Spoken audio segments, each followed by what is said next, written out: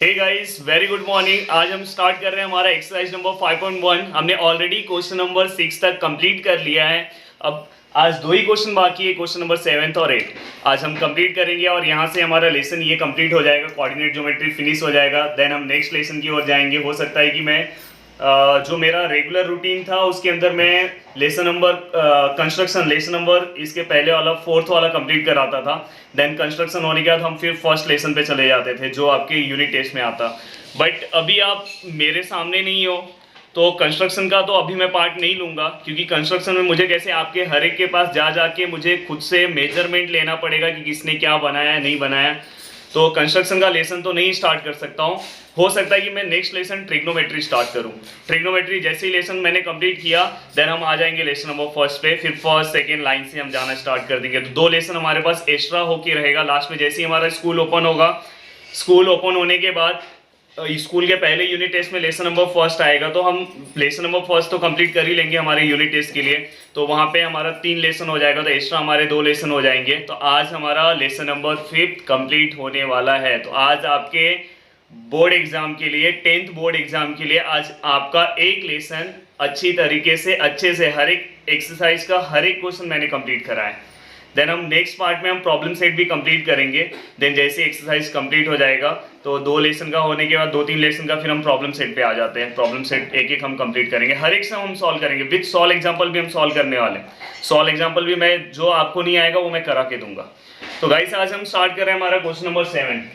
यहाँ पे आपको दिखाई दे रहा होगा स्क्रीन पे फाइंड एक्स। देखो यहाँ पे आईएनटी मार्क मैंने पहले से ही लिख दिया, प्लीज इसको इंपॉर्टेंट मार्क कर लो बाद में। अभी मैंने इस पूरे लेसन में 2 से 3-4 क्वेश्चन मैंने इंपॉर्टेंट मार्क दिया है, वही आपके एग्जाम में आने वाले हैं। तो यहाँ पे इसको भी इंपॉर्टेंट मार्क दिया है। Find x if the distance between the point L, the coordinate of L is x, 7 and coordinate of M is 1, 15 is 10। दोनों के बीच में डिस्टेंस कितने का है? 10 का है। दोनों के बीच में डिस्टेंस कितने का है? 10 का है। देन यहाँ पे आपका L हो गया, यहाँ पे क्या हो गया? M हो गया। L और M आपको दिखाई दे रहा होगा। The coordinate of L which is equal to x, 7। Then coordinate of M, the coordinate of M is 1, 15। आपको बार बार मैं बोलूंगा कि यहाँ पे मैं देखो अलग अलग मार्कर यूज कर रहा हूँ, आप अलग अलग पेन मत यूज करना, आपको एक ही पेन से लिखना है। बार बार ये मैं बता रहा हूँ, नहीं तो बोर्ड एग्जाम में आपको मार्क्स नहीं मिलेगा, आपका पेपर भी नहीं चेक होगा अगर आप 2-3 पेन यूज करोगे। एक ही पेन आपको यूज करना है। तो जैसे मैं यहाँ पे आपको अच्छे से समझ में आए इसलिए मैं यहाँ पे ये चीजें यहाँ पे लिख के आपको दिखा रहा हूँ। तो यहाँ पे आपने LM बना दिया, आपको x का वैल्यू निकालना है और डिस्टेंस है, बहुत ही इजी सा है। देखो सबसे पहले आपको गिवन डेटा लिखना है। गिवन यहाँ पे मैंने यहाँ पे गिवन लिखा। गिवन में क्या क्या हमें दिया हुआ है? हमें सबसे पहले दिया है L दिया हुआ है x, 7 और हमें क्या दिया है? M 1, 15। अब हम यहाँ पे आगे का लेट लिखेंगे। अब यहाँ पे आप क्या करोगे? x1 y1 and x2 y2, वैसे ही हम सॉल्व करेंगे। देन ये हो गया। ये होने के बाद आपको डिस्टेंस दिया है। क्या दिया है? डायरेक्ट आपको डिस्टेंस पता है, distance of LM which is equal to 10। इन लोग ने 10 दिया है, आप यहाँ पे 10 यूनिट लिखो। ये सब चीजें आपको पता होनी चाहिए, अच्छे से लिखो। देन ये आपका कंप्लीट हो गया। अब आपको क्या करना है? जस्ट यहाँ से अब जो गिवन में मुझे पता चला, गिवन यहाँ पे आपने डी जो है आपका गिवन है, मोस्टली मेन गिवन आपका यही है। यहाँ पे ये आपको 10 यूनिट दिया है, तो यहाँ पे हमें समझ में आ रहा है कि हमें कौन सा फॉर्मूला अप्लाई करना पड़ेगा? Distance formula. अब डिस्टेंस फॉर्मूला अप्लाई कर रहा हूं मैं। डिस्टेंस ऑफ LM यहाँ पे मैं लिख देता हूं बाय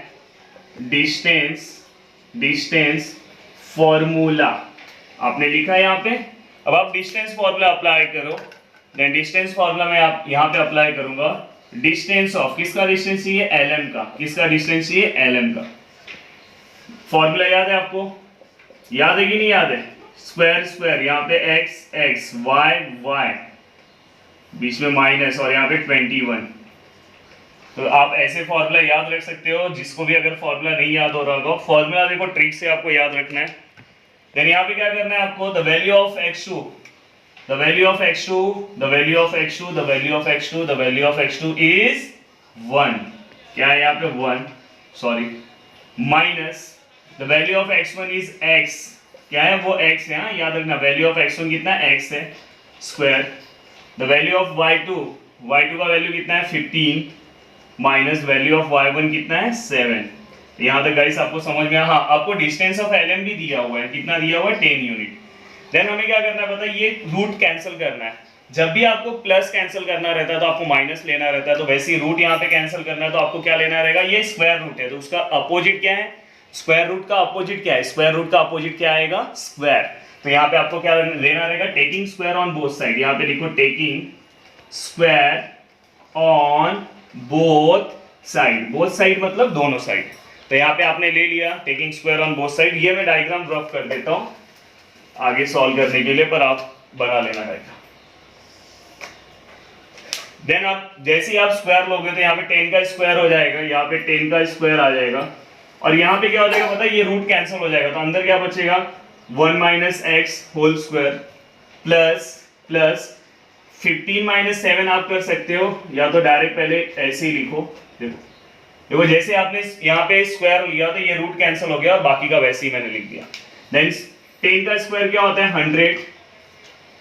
देन इसे आप एक्सपांड कर सकते हो, पर अभी एक्सपांड मत करो, देखते हैं।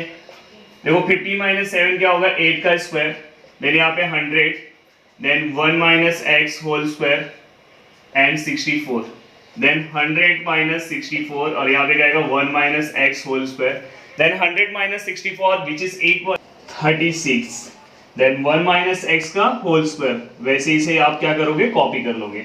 अब आप क्या कर सकते हो पता है, यहाँ पे दो मेथड है, बट मैं इसे जो आप अलजेब्रा में जैसे सॉल्व कर रहे हो वैसे ही करा रहा हूँ। यहाँ पे आपने इसको आपको एक्सपांड करना है। आपको फॉर्मूला पता है, ये क्या हो गया आपका a हो गया, और ये क्या हो गया आपका b हो गया। तो यहाँ पे हमें पता है कि a minus B whole square कहाँ पे लिखूँ, याद है कि नहीं याद है आपको, चलो लिख भी देता हूँ साइड में, इधर का पार्ट में रफ करता हूँ, आपको साइड में फॉर्मूला लिख देता हूँ। a minus B whole square a square minus 2ab plus b square. ये आदत हमेशा डाल के रखो, फॉर्मूला साइड में लिखना है। जो भी आप फॉर्मूला यूज कर रहे हो आपको साइड में फॉर्मूला लिखना है।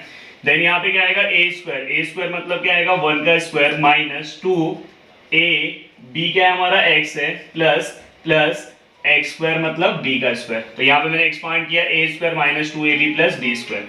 देन 36 इक्वल टू 1, देन ये क्या आएगा 2x, और ये क्या आएगा x square.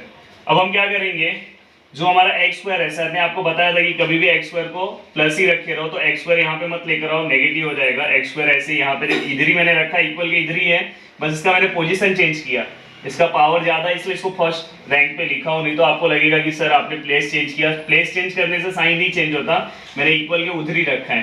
Then minus 2x, और ये प्लस को मैं पीछे लिख रहा हूँ। देखो प्लस के आगे कुछ नहीं है, हमेशा नंबर का साइन उसके आगे होता है। तो ये देखो यहाँ पे कुछ नहीं है तो इसलिए प्लस है, और ये 36 उधर भेजूंगा तो क्या हो जाएगा माइनस 36। देन यहाँ पे क्या आएगा 0। देन आप इसे जब सॉल्व करोगे, यहाँ का पार्ट में रफ करता हूँ, देन आप इसे जब सॉल्व करोगे तो क्या आएगा 0 x square minus 2x plus minus 36 minus 1 minus 35। Then इसे मैं यहाँ पे लिखता हूँ 0 x square minus 2x minus 35। अब देखो यहाँ पे ये ऑलरेडी सर ने आपको बताया होगा अलजेब्रा की तरह, बट मैं यहाँ पे आपको बताता हूँ। देखो यहाँ पे 35 है, ये देखो ये वाले 35 यहाँ पे जो नंबर्स है, और उसके आगे साइन क्या माइनस है। मतलब आपको ऐसा नंबर चाहिए जिसका मल्टीप्लाई करके 35 आना चाहिए, और उसके आगे साइन कौन सा है, साइन यहाँ पे कौन सा है माइनस है, तो माइनस करके कितना आना चाहिए 2 आना चाहिए। तो ऐसा कौन सा नंबर है, तो आपको पता है 7 5 और हमेशा पहला ग्रेटर नंबर लिखना है, तो कौन सा है 7 5 और यहाँ पे x और x, और यहाँ पे फर्स्ट साइन कौन सा है माइनस, और माइनस माइनस प्लस, तो यहाँ पे प्लस आएगा, तो यहाँ पे माइनस मत लिख देना। देन क्या आएगा 0 एक्स स्क्वायर। अब देखो ये वाला पार्ट क्या हो जाएगा, रिप्लेस होके ये आ जाएगा minus 7x plus 5x minus 35। Then 0 which is equal to, ये दोनों में से क्या कॉमन आएगा, ये दोनों में से कॉमन क्या आएगा x, ये दोनों में से कॉमन क्या आएगा, इसमें से कॉमन क्या आएगा। देन यहाँ पे क्या आएगा x कॉमन आएगा, देन यहाँ पे x माइनस 7, और यहाँ से क्या आएगा 5, देन यहाँ पे भी क्या आएगा x माइनस 7। देन आपको क्या करना है, आपको क्या करना है यहाँ पे 0 x प्लस 5, ये मैंने लिखा, और ये दोनों सेम है रिपीट हुए, तो इसे वन टाइम लिखूँ x माइनस 7। तो यहाँ पे आपने लिख दिया। अब 0 को आपको दोनों को देना है x plus 5 which is equal to 0, और x minus 7 which is equal to 0, then x which is equal to minus 5 and x which is equal to 7, और लास्ट में आपको आंसर लिखना है। तो यहाँ पे आपको आंसर मिल गया। थोड़ा सा ये लेंथी इसलिए है क्योंकि मैंने आपको सिस्टमैटिक अच्छे से सॉल्व करा के दिया है, इसलिए थोड़ा सा सम लेंथी हुआ है, बट बाकी सब सेम है। तो यहाँ पे आपको दो आंसर मिल गए हैं। यहाँ पे एक आंसर आपका क्या है 7 है और दूसरा आंसर क्या है -5। तो आपको डिस्टेंस मिल गया कि आपको यहाँ पे 7 का डिस्टेंस मिला और दूसरा आपको डिस्टेंस कौन सा मिला है -5 का। तो गाइस अब नेक्स्ट क्वेश्चन की ओर जाते हैं, जो हमारा लास्ट क्वेश्चन है, इस लेसन का भी लास्ट क्वेश्चन है और ये फर्स्ट एक्सरसाइज का भी लास्ट क्वेश्चन है। मैंने अगर आप देखोगे तो मैंने आपको लाइन वाइज एक्सरसाइज कराया नहीं है। 5.1 मुझे कराना चाहिए था पर मैंने आपको 5.3 कराया। रीजन क्या था कि आपके अंदर कॉन्फिडेंस लेकर आना था मुझे, और जो कॉन्फिडेंस आज हम लास्ट क्वेश्चन सॉल्व कर रहे हैं और आपके अंदर आ चुका है। आपके अंदर कॉन्फिडेंस बहुत ही अच्छा आ चुका है। हम लास्ट क्वेश्चन पे अब जा रहे हैं। लास्ट क्वेश्चन बस हमें अच्छे से सॉल्व करना है। लास्ट क्वेश्चन जैसे ही हो जाएगा फिर हमारा ये लेसन कंप्लीट हो जाएगा। लास्ट क्वेश्चन क्या है? सो दैट, अब देखो यहाँ पे भी सो दैट आता है, ये लास्ट क्वेश्चन 8 है। सो दैट यहाँ पे भी आता है, मतलब आपको 100% वो प्रूफ करना ही है, मतलब उसका आंसर आएगा ही। So that the points capital A 1,2, capital B 1,6 and capital C +1 2√3, +1 1 plus 2√3, 4 are the vertices of equilateral triangle, are the vertices of equilateral triangle, are the vertices of an equilateral triangle। तो guys यहाँ पे हमें 3 points दिया है और हमें क्या proof करना है, ये किसके वर्टाइसेस है इक्विलेटरल ट्राइंगल के लिए। तो सबसे पहले आपको पता रहना चाहिए इक्विलेटरल ट्राइंगल क्या है। सबसे पहले आपको उसके बारे में आइडिया होगा तो ही आप इक्विलेटरल ट्राइंगल के बारे में बता सकते हो। अगर आपको इसके बारे में आइडिया नहीं होगा तो आप इक्विलेटरल ट्राइंगल को नहीं बता सकते। देन यहाँ पे मैं एक ट्राइंगल बना रहा हूँ, देखो यहाँ पे आपको डायग्राम बना लेना है और मोस्ट प्रोबेबली हर एक क्वेश्चन में जहाँ तक आपसे हो सके हर एक क्वेश्चन में आपको डायग्राम बनाना है। देन यहाँ पे आपने A लिखा, यहाँ पे आपने B लिखा और यहाँ पे आपने C लिखा। The coordinate of A is 1,2, the coordinate of B is 1,6 and coordinate of C यहाँ पे नीचे लिखता हूँ, थोड़ा सा बड़ा इसका कोऑर्डिनेट है 1 plus 2√3, 4। अब देखो यहाँ पे ये क्वेश्चन देखते ही सब बच्चे डर जाते हैं। रीजन क्या है? रीजन ये है कि यहाँ पे आपको ये कुछ बड़ा सा दिखाई दे रहा है, इसलिए आपको बहुत ही डर लगता है और इसको आप सॉल्व कर सकते हो पर आपका डर जो है ना इसे सॉल्व करने नहीं देता। आपके अंदर जो डर आ जाता है ना जिसकी वजह से आप इसे सॉल्व नहीं कर पाते, और अगर आपका आंसर राइट भी आता रहेगा तो आपका जो डर है ना, ये वाला जो डर रूट वाला, कहीं पे आपको पॉइंट वाला दिखाई दिया तो आप डर जाते हो। जस्ट आपको जैसे आपने मेथड सॉल्व किया है पीछे वैसे ही सॉल्व करना है, इसमें कोई भी आपको डरने की जरूरत नहीं है। अगर आप यहाँ पे डरोगे तो आपका जो डर है, आपका राइट आया हुआ आंसर वो क्या करेगा, रॉन्ग लेकर आ जाएगा। तो प्लीज यहाँ पे डरो मत आप। मैं आपको देखो लास्ट तक सॉल्व करेंगे और जब भी ऐसा दिया रहेगा तो समझ जाना कि कुछ बहुत ही इजी होने वाला है, तो ही ऐसा दिया, तो इससे आपको डरना नहीं है। अब यहाँ पे कुछ लिखा है कि ये 3 पॉइंट दिए, जैसे कि हमने पढ़ा पैरेललोग्राम प्रूव करना था, हमने राइट एंगल ट्राइंगल देखा, बाद में हमने रोम्बस देखा, स्क्वायर भी मैंने आपको बता दिया, सॉल्व एग्जाम्पल का था। अब पर यहाँ पे क्या आया हुआ है, यहाँ पे आया हुआ है आपको इक्विलेटरल ट्राइंगल। यहाँ पे क्या आया हुआ है, यहाँ पे आपको आया है इक्विलेटरल ट्राइंगल। तो गाइस यहाँ पे इक्विलेटरल ट्राइंगल आया हुआ है, तो इक्विलेटरल ट्राइंगल मतलब हम कैसे प्रूफ करेंगे? तो इक्विलेटरल ट्राइंगल मतलब जब हम AB का जो आंसर निकालेंगे ना, AB का, अगर सपोज AB का आंसर 5 आया एंड BC का आंसर 5 आया एंड AC का भी आंसर क्या आएगा, 5 आएगा, तो ये क्या आ जाएगा, इक्विलेटरल ट्राइंगल। इट मींस इसके जो तीनों साइड है वो क्या आएंगे, सेम आएंगे। इसका मतलब है कि इसके तीनों साइड क्या आएंगे, सेम आएंगे। मतलब कि अगर सपोज इसका आंसर ये आया, दिखाई दे रहा है आपको, दिख रहा होगा, कोशिश करो, कैमरामैन से बोलूंगा थोड़ा जूम करके दिखाए। अगर सपोज ये वाले साइड का आंसर ये आया, देखो गर्मी कितना है, अपने आप ही चिपक जा रहा है। और सपोज ये वाले साइड का आंसर, अब देखो इसका साइज पे मत जाना, थोड़ा बड़ा छोटा हो जाएगा, बट बस देखो कि अगर सपोज ये वाले साइड का ये चिपक ही नहीं रहा है, चले गया, ट्राई करता हूँ दूसरा, देखो यार ओके, तो गाइस यहाँ पे आपको दिखाई दे रहा होगा, अगर सपोज ये वाले साइड का आंसर ये आया और ये वाले साइड का भी आंसर ये आया और ये वाले साइड का भी आंसर यही आएगा, तो ये क्या है, इक्विलेटरल ट्राइंगल। अगर ये हट गया, अगर ये हट गया और हटने के बाद अगर सपोज यहाँ पे कुछ और आ जाता है, कुछ मतलब मैं यहाँ पे कोशिश करता हूँ कुछ लेकर आने के लिए, जैसे ये, जैसे समझो यहाँ पे ये आंसर आ गया, समझा। अभी देखो यहाँ पे दोनों में ये आंसर है और यहाँ पे आंसर ये आ गया, तो हमारा आंसर क्या हो जाएगा, ये इक्विलेटरल ट्राइंगल नहीं है। कौन सा ट्राइंगल हो जाएगा, आइसोसेलेस, दो साइड सेम है। तो गाइस आपको समझ में आया होगा कि जैसे यहाँ पे मैंने बताया कि आपको इक्विलेटरल ट्राइंगल प्रूफ करना है, तो मतलब तीनों का आंसर आपका क्या आना चाहिए, सेम आना चाहिए, एक ही जैसा आना चाहिए। तो आपका ये तीनों का आंसर ऐसा ही आना चाहिए। तो प्लीज़ आप यहाँ पे वन बाय वन अच्छे से फोकस करो। अब देखते हैं हम पहले का आंसर हमारा ऐसा आ रहा है, दूसरे का आंसर, तीसरे का आंसर आता है कि नहीं आता है। लेट्स यहाँ पे हम देखते हैं और आप भी अच्छे से देखते हैं। ओके, सबसे पहले हम ए बी का आंसर निकालेंगे। अब देखो यहाँ पे 3 पॉइंट है, तो मैं डिस्टेंस फॉर्मूला डायरेक्ट अप्लाई करूंगा, आपको भी आएगा। तो यहाँ पे मैं सबसे पहले किसका डिस्टेंस निकालूंगा, फाइंड। सबसे पहले स्टार्टिंग में कंसिडर कर लेने का ट्राइंगल एबीसी। नहीं कंसिडर मत करो, एक साथ पहले सॉल्व कर लेते हैं। लेट ए और बी, पहले ए बी का निकालते हैं। ए बी कितना है, ए 1,2 और बी कितना है 1,6 और सी भी मैं लिख देता हूँ। सी कितना है हमारा 1 + 2√3,4। बहुत मजा आ रहा होगा ना ये देख के। तो ये मैं इसलिए बता रहा हूँ आपको, यहाँ पे कुछ मजा देने के लिए तो नहीं बता रहा हूँ, ये कि आपके दिमाग में बैठ जाए कि हाँ सर ने ऐसा किया था, मतलब इसका आंसर ये आना चाहिए, तीनों का आंसर क्या आना चाहिए, सेम आना चाहिए। तो गाइस हम यहाँ पे कोशिश करते हैं कि मैं मैथ्स को और भी इजी कर सकूँ, मैथ्स को ऐसा कुछ बताओगे जिसके अंदर आपको ऐसा बहुत ही इजी लगने लगे। अभी देखो लॉकडाउन का टाइम है, क्लासरूम में रहते तो बहुत सारी चीज़ें हमारे पास रहती है वहाँ पे, पर यहाँ पे हम कोशिश कर रहे हैं ओके जो घर की चीज़ें उसी से बताने के लिए। तो सबसे पहले आप डिस्टेंस ऑफ ए बी निकाल लो। डिस्टेंस ऑफ ए बी, अब देखो मैं डायरेक्ट, हाँ पहले डिस्टेंस फॉर्मूला लिख लो, क्योंकि मैं बार बार डिस्टेंस फॉर्मूला नहीं लिखूंगा ना। यहाँ पे क्या लिखोगे, डिस्टेंस फॉर्मूला। डिस्टेंस फॉर्मूला याद है सबको, x2 - x1 whole square plus y2 - y1 whole square. तो ये हमारा क्या हो गया, डिस्टेंस फॉर्मूला हो गया। ऐसे ही आपने डिस्टेंस फॉर्मूला लिख लिया।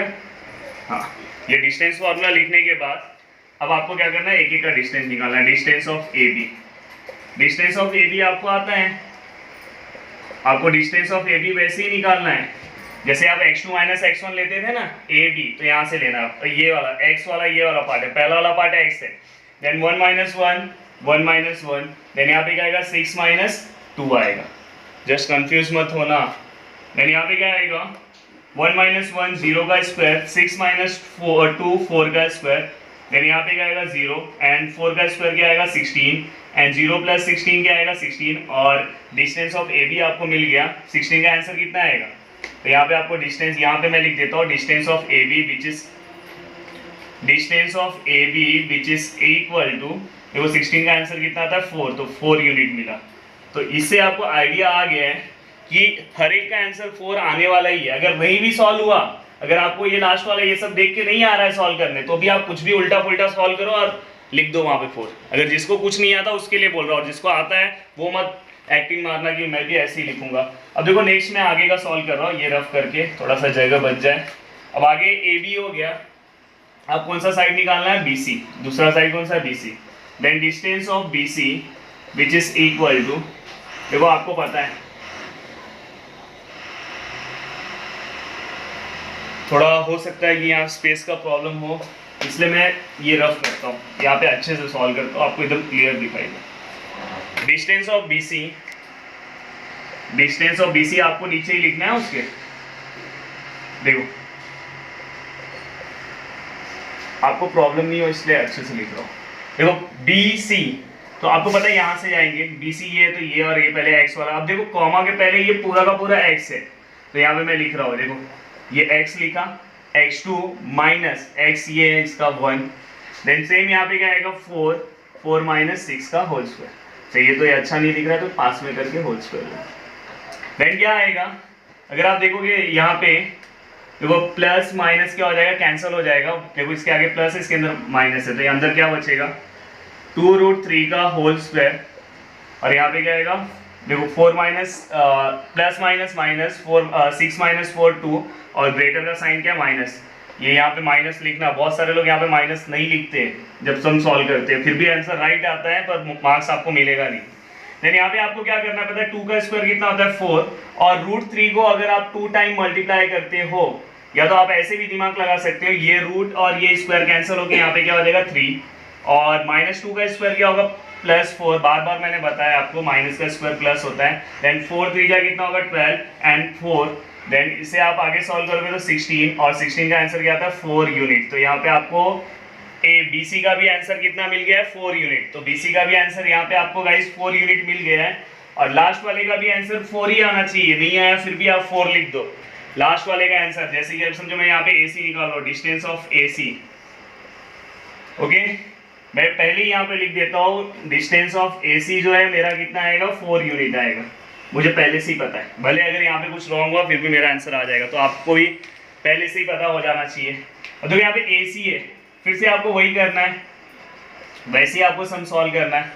आपको क्या करना है, x वाला पार्ट लेना है, ये वाला माइनस ये, तो यहाँ पे क्या आएगा 1 + 2 √3 -1, और यहाँ पे क्या आएगा 4 - 2, देन आप फिर से 1 1 कैंसिल कर दोगे। देखो बहुत इजी है अगर आपने प्रैक्टिस किया तो, 2 √3 होल स्क्वायर, यहाँ पे होल स्क्वायर, देन यहाँ पे क्या आएगा 2 का स्क्वायर कितना आएगा 4, एंड देखो रूट और स्क्वायर ये कैंसिल होकर 3 हो जाएगा, और यहाँ पे फिर से 4, देन यहाँ पे कितना हो जाएगा 4 12, और यहाँ पे 4, फिर से यहाँ पे देखो 16 आंसर आया अंडर रूट में, और बाहर आंसर कितना आएगा 4 यूनिट। तो गाइस देखो मैंने पहले ही 4 निकाल लिया था, तो हमें आइडिया आ गया था अगर एक का आंसर आया तो बाकी के आंसर आपको पता चल जाते हैं।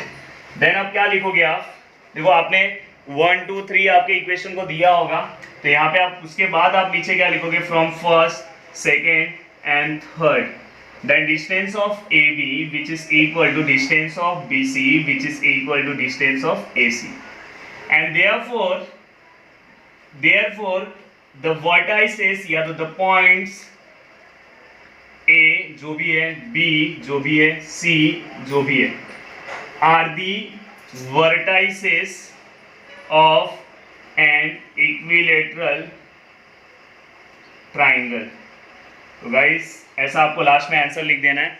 तो गाइस यहाँ पे आपको समझ में आया होगा, जैसा कि मैंने बताया यहाँ पे अपने आंसर 4 आया, इसका 4 आया तो इसका भी 4 आएगा, इसका भी 4। अगर इसका आंसर समझो यहाँ पे कुछ और आ रहा है, समझो इसका आंसर टीवी आ रहा है, अब मैं इतना बड़ा टीवी तो यहाँ ला नहीं सकता, इसका आंसर टीवी आ रहा है, सपोज इसका आंसर समझो मोबाइल आ रहा है, इसका आंसर मोबाइल, तो इसका आंसर भी मोबाइल और इसका आंसर भी क्या आएगा मोबाइल आएगा। इसका आंसर अगर समझो डस्टर है तो इसका भी आंसर डस्टर, इसका भी आंसर डस्टर, देन ये क्या हो जाएगा इक्विलेटरल। अगर सपोज आपको यहाँ पे पूछा होता आइसोसेलस, आइसोसेलस तो यहाँ पे कोई भी दो साइड का आंसर मैच होना चाहिए था। और अगर यहाँ पे आपको स्केलिंग ट्राइंगल बोला होता है, स्केलिंग, बार बार मैं आपको अदर पॉसिबिलिटीज भी बता दे रहा हूँ, पर आपके एग्जाम में आपका ही क्वेश्चन आएगा, अदर पॉसिबिलिटी भी मैं आपको बता दे रहा हूँ। अगर समझो यहाँ पे दूसरा, अगर आपको ऐसा आता क्वेश्चन, क्या क्वेश्चन आता आपको, क्वेश्चन आता है स्केलिंग ट्राइंगल, तो यहाँ पे तीनों साइड का जो डिस्टेंस है वो अलग होता। तो गाइस यहाँ पे आपको दिखाई दे रहा होगा फर्स्ट, सेकेंड और यहाँ पे थर्ड, अगर ये तीनों साइड का आंसर ये है, देखो अब इसके साइड्स पे मत जाओ क्योंकि साइड्स भी सेम होनी चाहिए, जैसा है जैसा आपको समझाने की कोशिश किया। अगर ऐसा आया तो आपका आंसर क्या आएगा, आपका आंसर क्या आएगा, ट्राइंगल क्या हो जाएगा इक्विलेटरल। पहले का ये आया, दूसरे का क्या आया ये आया, एंड तीसरे का क्या आया ये आया। तो गाइस आपका ट्राइंगल क्या हो जाएगा इक्विलेटरल ट्राइंगल। तो यहाँ पे हमारा ट्राइंगल इक्विलेटरल प्रूफ हो चुका है और मैंने आपको बाकी के पॉसिबिलिटी भी बता दिए। अब आपको क्या करना है, अब आपको ये करना है कि ये लेसन का प्रैक्टिस बहुत अच्छे से करना है। ये लेसन का आपको प्रैक्टिस, देखो सम सॉल्व करने सबको आता है पर बोर्ड एग्जाम में ना टॉप बहुत कम ही लोग मारते हैं, समझ में। ये चीज़ मैं बार बार बोलता हूँ, हर एक क्लास को बोलता हूँ कि सम सॉल्व करना सबको आता है, पढ़ना सबको आता है। अभी आप मिलोगे ना बहुत सारे लोगों से, बोलेंगे मेरे को तो कोऑर्डिनेट ज्योमेट्री ऐसे ही आता है, पर अगर एक आध सम दे दोगे सॉल्व करने तो आएगा ही नहीं सॉल्व करने, आंसर ही नहीं आएगा। समझ में आ रहा है कि नहीं, आंसर ही नहीं आएगा। जो मैं बोल रहा हूँ सुनो, यहाँ पे ऐसा होता है आपके साथ, बोलना और करने में बहुत फर्क होता है, समझ में। कथनी और करनी सुना होगा ना, कथनी, कथनी और करनी मतलब करना। तो यहाँ पे बहुत लोग बोलेंगे कि हाँ मुझे आता है, ये लेसन मुझे आता है, बट अच्छे से आना चाहिए।